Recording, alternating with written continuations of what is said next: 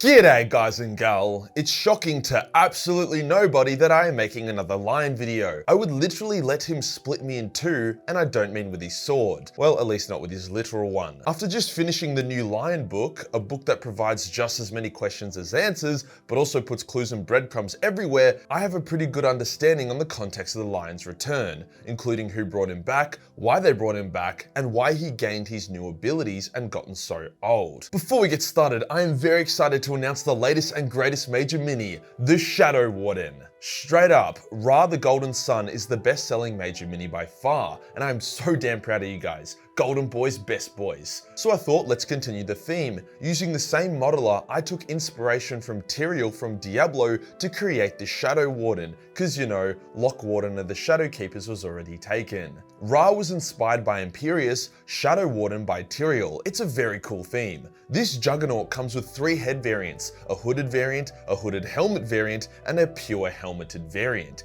Yes, I am aware that mirrors the lion's head options, and no, it wasn't entirely coincidental. The Shadow Warden is available now for worldwide shipping for only $10 USD, and if you add some other major minis to the purchase, like Kitten or Ra, then you may qualify for free shipping. Another note, based on feedback, we have reduced the size of Ra by 5%, as he was just a tad bit taller than other Custody models and stood out a bit too much, so the reduction should make him a more seamless addition to your golden armies. It's super exciting to finally show you guys the Shadow Warden. We've been working on him for months. Today we'll go over the lion's return, detailing who brought him back, for what purpose, as well as answer other questions, like how he got his new sword and shield, and what his forest walking ability actually is. Also, spoiler warning for the new lion book, but every lore video is a fucking spoiler, so you should be used to it by now. Let's get into it.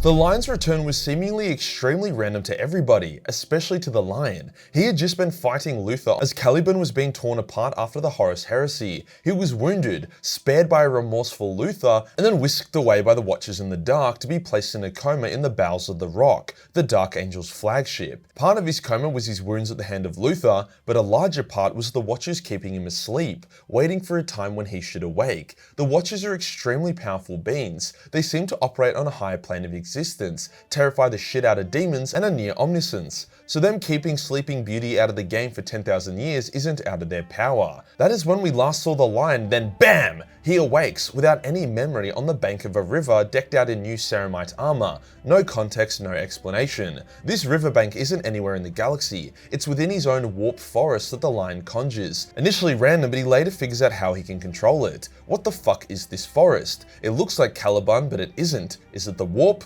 Well, kind of, but not really. After all, stepping into the warp is like stepping into a sun. You die screaming as your body burns and your soul is torn apart by demons. The lion later theorizes that the forest is like a mirror dimension to the warp, but I don't think it's that disconnected or complicated. I would say that the lion's new ability allows him to create a safe-ish pocket dimension in the warp that allows him to cut through it and more or less teleport across the galaxy. Short-range walks of a few thousand kilometers in real space take him less than a minute through the forest. Long-range jumps that span light years may take him a few hours of walking. As it is his pocket dimension, it matches Caliban in its aesthetic, however parts of the true warp, like the Chaos Gods, can leak into the lion's dimension, and the Emperor himself also seems to be able to gain access in a limited way. As the lion is initially exploring his forest, unaware of who he actually is, he encounters a manifestation of the Emperor, an old weakened king sitting on a boat in a lake, bleeding into the water as dark shapes, manifestations of the Chaos Gods, circle the boat. When the lion tries to wade through the lake to get to the old king, not aware of it being his father, the shadows turn their attention on him,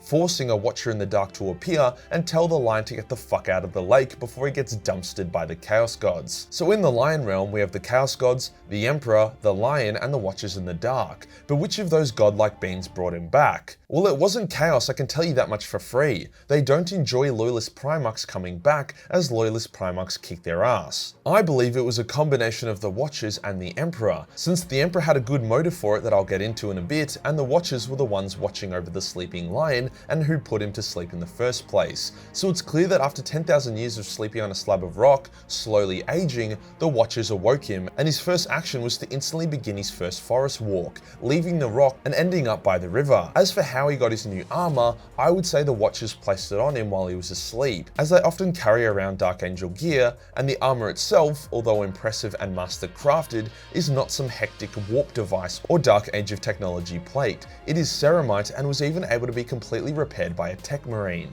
The Lion would wander through his forest more, finding an out-of-place building but was prevented from entering by the Watcher, saying that he was not a high enough level to take on the boss fight within.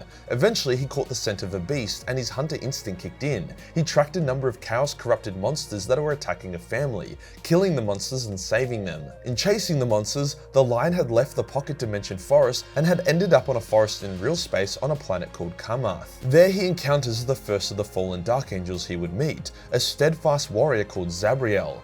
Zabriel immediately opens fire on the Lion, as the last time the two warriors encountered each other, they were fighting against each other on Caliban. The Lion disarms Zabriel and in the process regains most of his memories. As we've discussed on this channel before, the Fallen weren't this unified chaos force. Some were anti the Lion but pro-Emperor, some were pro-Emperor and pro-Lion, some were pro-Chaos and hated the Lion, and so on and so forth. As such, the vast majority of them were uncorrupted, and it was literally just a big misunderstanding due to a few corrupted Fallen like Luther. So the Lion teamed up with Zabriel, and together they inspired the people, liberated the world, and then the Lion's forest walk ability kicked in accidentally, transporting himself, Zabriel, and a few hundred humans to another world, showing that he can take others with him if they were in close enough vicinity. It was revealed that his forest walk ability was actually taking him to other fallen angels, showing some kind of innate connection, or maybe the guiding hand of the Watchers and/or the Emperor. The Lion united numerous worlds, gathering fallen to him and building up his strength. This is pretty much exactly what I predicted would happen, except that in canon the Lion is very mature and has no desire to build a pocket empire or challenge Guilliman's rule of the Imperium. He literally just wants to protect humanity and is as morally good of a protagonist as you can get. During this time, he returns to the forest dimension and tries to speak with the old king, the Emperor. However, when he finds him, his father cannot speak to him, although it is clear that he knows the Lion is there. The Watchers tell the Lion that he needs to ask the right question to the king to be able to speak to him. However, the Lion asks the wrong question. Hence the shadow beasts that are always surrounding the old king, the manifestations of the Chaos Gods, lunge for him. Before they can kill him though, the king gets fucking furious and obliterates the shadow beasts, banishing them from the Lion's realm. That's what you get for trying to fuck with the Emperor's son in front of him. It was a pretty badass moment, as it shows that despite the Emperor's weakened, tormented form, he's still an absolute beast and doesn't take shit from anybody. However, this ended the Lion's attempt to speak with his father. You may be wondering where the Lion got his weapons from. After all, they are extremely well made, and the shield is literally called the Emperor's Shield. Not to mention the Lion is stuck on Imperium Nihilus, a very long way away from Terra. Well, his plasma pistol was a gift from one of the worlds he visited. It was said to be the Emperor's own plasma pistol. The Lion wasn't sure he believed that, however the pistol was sized for him, not a space marine, so maybe it was true. His sword, Fealty, was basically given to him by either the Watchers or the Emperor, or both, while he was mid-fistfight with what I assume were Obliterators, heavily corrupted Chaos Terminators. During a brief respite in the fight,